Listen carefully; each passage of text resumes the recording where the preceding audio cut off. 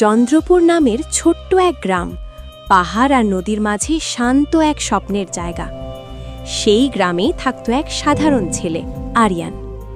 একদিন নদীর ধারে হাঁটতে গিয়ে সে খুঁজে পেল এক রহস্যময় নীল পাথর। পাথরটি হাতে নেওয়ার সঙ্গে সঙ্গে চারপাশে আলো ছড়িয়ে পড়ল। এক বৃদ্ধ জাদুকর আবির্ভূত হয়ে বললেন, এই পাথর ইচ্ছা পূরণের শক্তি রাখে, কিন্তু লোভ করলে সব হারাবে। আরিয়ান নিজের জন্য কিছু না চেয়ে গ্রামের সুখ চাইল।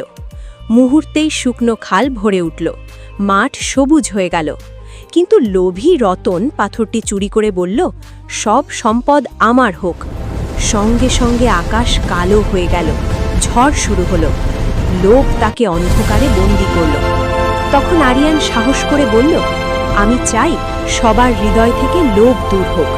ঝড় থেমে গেল, আলো ফিরে এলো। সবাই বুঝল